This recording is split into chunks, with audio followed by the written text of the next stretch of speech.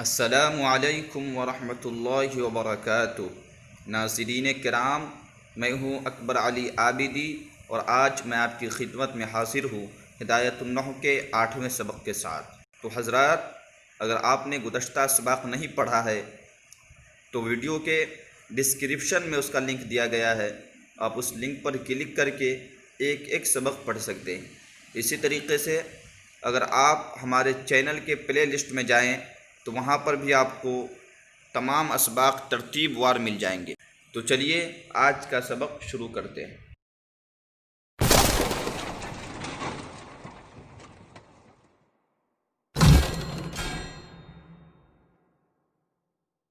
بسم اللہ الرحمن الرحیم۔ وحد الحرف کلمۃ لا تدل على معنى في نفسها بل تدل على معنى في غيرها نحو من، فإن معناها الابتداء وهي لا تدل عليه إلا بعد ذكر ما منه الابتداء كالبصرة والكوفة، مثلا تقول سرت من البصرة إلى الكوفة، وعلامته ألا يصح الإخبار عنه ولا به، وألا يقبل علامات الأسماء ولا علامات الأفعال۔ وللحرف في كلام العرب فوائد كالربط بين الاسمين نحو زيد في الدار، أو الفعلين نحو أريد أن تضرب، أو اسم وفعل كضربت بالخشبة، أو الجملتين نحو إن جاءني زيد أكرمته، وغير ذلك من الفوائد التي تعرفها في القسم الثالث إن شاء الله تعالى۔ ويسمى حرفا لوقوعه في الكلام حرفا أي طرفا، إذ ليس مقصودا بالذات، مثل المسند والمسند إليه۔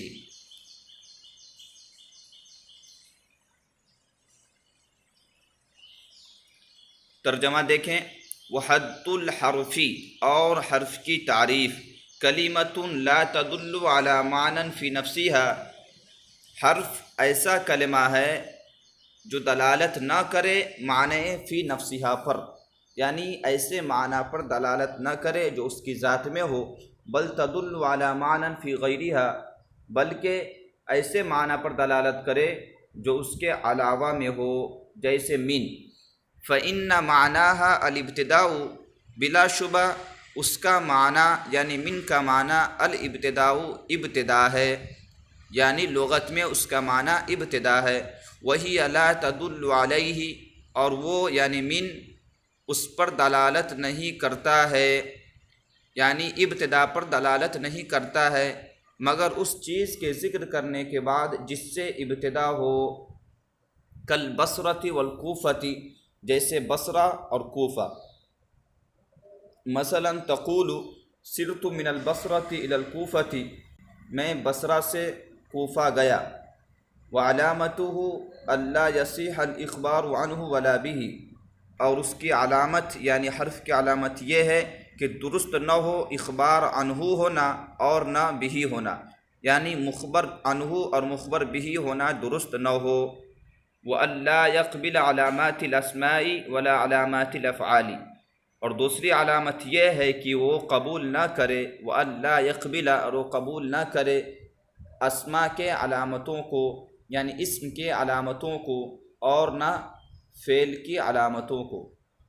وَلِلْحَرْفِ فِي كَلَامِ الْعَرَبِ فَوَائِدُ، اور حرف کے کلام عرب میں بہت سارے فائدے ہیں۔ كالربط بین الاسمین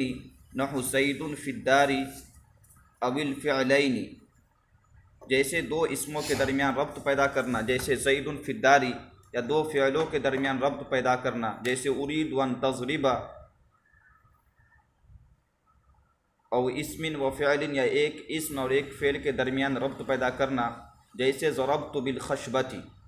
یا دو جملوں کے درمیان ربط پیدا کرنا، جیسے ان جاءنی زید اکرمتہ۔ اور اس کے علاوہ بہت سارے فائدے ہیں، من الفوائد التی تعرفها، جس کو تم سمجھو گے فی القسم الثالث، تیسری قسم میں انشاءاللہ تعالی۔ ویسمى حرفا لوقوعه فی الکلام حرفا ای طرفا، اور اس کو حرف کہا جاتا ہے اس کے واقع ہونے کی وجہ سے کلام میں کنارے میں، ای طرفا یعنی کنارے میں۔ اذ لیس مقصودا بالذات، اس لیے کہ وہ مقصود بالذات نہیں ہوتا ہے، مثل المسند والمسند الیہ، مسند اور مسند الیہ کی طرح۔ ناظرین، آج کا سبق ہمارا نہایت ہی آسان ہے۔ ہمارا گزشتہ سبق جس انداز کا تھا سیم اسی انداز کا آج کا سبق ہے کہ سب سے پہلے ہم نے اسم کی تعریف، اس کی علامتوں کو اور اس کی وجہ تسمیہ کو جانا، پھر اس کے بعد فعل کی تعریف، فعل کی علامت اور فعل کی وجہ تسمیہ کو سمجھا، اور آج کے سبق میں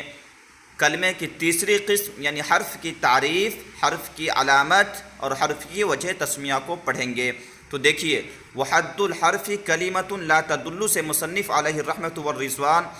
حرف کی تعریف کر رہے ہیں۔ فرماتے حرف ایسا کلمہ ہے جو معنی فی نفسہا پر دلالت ہی نہ کرے،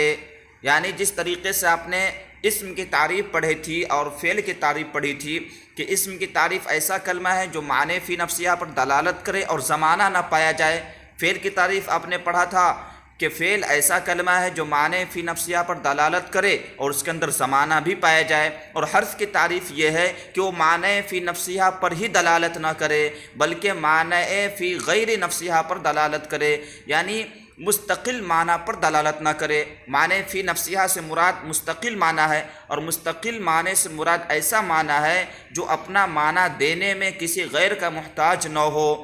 جیسے اسم اور فعل اپنا معنی دینے میں کسی غیر کا محتاج نہیں ہوتا ہے، لیکن حرف اپنا معنی دینے میں غیر کا محتاج ہوتا ہے، بغیر کسی چیز کے ملائے ہوئے اپنا معنی نہیں دے پاتا ہے۔ جیسے من، دیکھیے من کا معنی لغت کے اندر، من ایک حرف ہے اور اس کا معنی لغت کے اندر ابتدا ہے، ایسی ابتدا ہے جو کسی کے ساتھ مقید ہو۔ اس کا ترجمہ بھی کرتے ہیں ہم اردو میں سے کا مطلب ہے کہیں سے، کسی جگہ سے، بغیر سے سمجھ میں نہیں آتا ہے، تو من کا معنی ابتدا ہے۔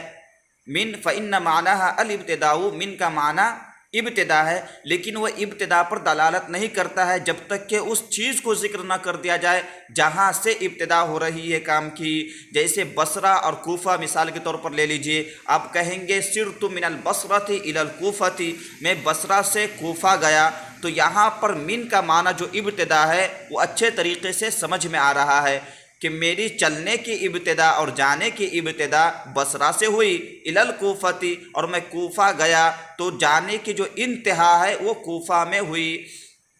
اس لیے کہ الی بھی حرف ہے، اور تو الی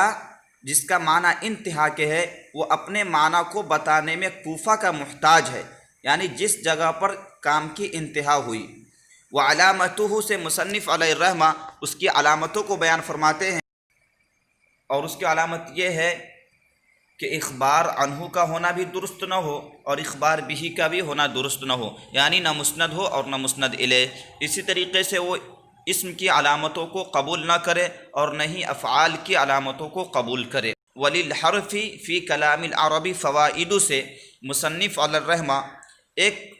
وہم کا ازالہ فرما رہے ہیں۔ ظاہر سی بات ہے، پڑھنے والے اگر محنتی ہو تو ان کو یہاں پر وہم پیدا ہوگا کہ جب حرف نہ مسند ہوتا ہے اور نہ مسند الیہ، اور ظاہر سی بات ہے کہ کلام بننے کے لیے مسند اور مسند الیہ کا ہونا ضروری ہے، تو اسم اور فعل کے اندر تو یہ باتیں پائی جاتی ہیں، لیکن حرف نہ مسند ہوتا ہے اور نہ مسند الیہ، تو جب حرف نہ مسند ہوتا ہے اور نہ مسند الیہ تو اس کا کلام عرب میں کوئی فائدہ نہیں ہے، اس کو ذکر کرنا سوائے ضیاع وقت کے اور کچھ نہیں ہے۔ تو مصنف فرماتے نہیں، اس وہم کو دور کر لو، کہتے ہیں کہ کلام عرب میں حرف کے بہت سارے فائدے ہیں، جیسے دو تین فائدے مصنف علیہ الرحمہ گنوائے ہیں، جیسے دو اسموں کے درمیان ربط پیدا کرنا، جیسے زید فی الداری، دیکھیے زید فی الداری جب بولتا ہے متکلم تو اس کا مقصود ہے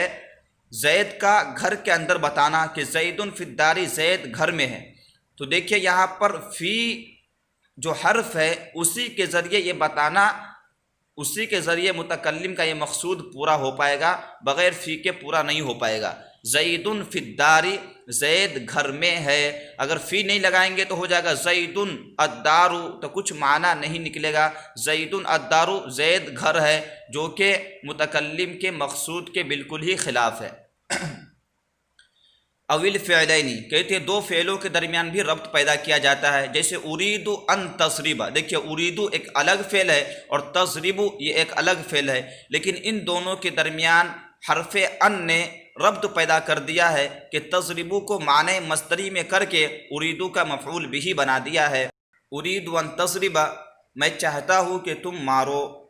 او اسم و فعل، جیسے اسم اور فعل کے درمیان بھی ربط پیدا کرنے کے لیے حرف کو لایا جاتا ہے، جیسے ضربت بالخشبتی، دیکھیے ضربت فعل ہے، الخشبت اسم ہے، ان دونوں کے درمیان ربط پیدا ہو گیا اس طور پر کہ ضرب کا آلہ بن گیا خشبہ یعنی لکڑی، ضربت بالخشبتی، میں نے لکڑی سے مارا، تو مارنے کا جو آلہ ہے وہ الخشبہ ہے، بغیر با کے یہ مقصود حاصل نہیں ہو سکتا تھا۔ اول جملتین، یا دو جملوں کے درمیان ربط پیدا کیا جائے، جیسے ان جاءنی زید اکرمتہ، دیکھیے جاءنی زید ایک الگ جملہ ہے، اکرمتہ ایک الگ جملہ ہے، دونوں جملوں کے درمیان ربط پیدا کرنے کے لیے ان کو لایا گیا، اور ان کی وجہ سے دونوں جملوں کے درمیان اس طور پر ربط پیدا ہو گیا کہ پہلا شرط بن گیا اور دوسرا جملہ جزا بن گیا۔ ان جاءنی زید، اگر میرے پاس زید آئے گا تو اکرمتہ تو میں اس کا اکرام کروں گا۔ فرماتے ہیں وغیر ذالک من الفوائد، کہتے ہیں اس کے علاوہ اور بھی بہت سارے فائدے ہیں، اس کو تم تیسری قسم میں سمجھو گے انشاءاللہ تعالی۔ آپ کو شروع میں ہی بتایا گیا تھا کہ یہ کتاب ایک مقدمہ 3 قسموں اور ایک خاتمہ پر مشتمل ہے، تو چونکہ ابھی مقدمہ ہی چل رہا ہے، 3 قسمیں جو اس کتاب میں آئیں گی، اسی کے قسم ثالث میں حرف کے اور بھی فوائد سے آگاہ کیا جائے گا۔ وَيُسَمَّى حرفاً سے مصنف علیہ الرحمہ حرف کی وجہ تسمیہ بیان فرماتے ہیں، کہتے ہیں کہ اس کو حرف اس لیے کہا جاتا ہے کہ حرف کا معنی لغت میں ہے طرف، حرف اور طرف یہ دونوں مترادف لفظ ہے، یعنی حرف کا معنی ہے کنارہ، جیسے اہل عرب کہتے ہیں جلست حرف الوادی، میں وادی کے کنارے پر بیٹھا، تو حرف اور طرف یہ دونوں مترادف لفظ ہے، تو چونکہ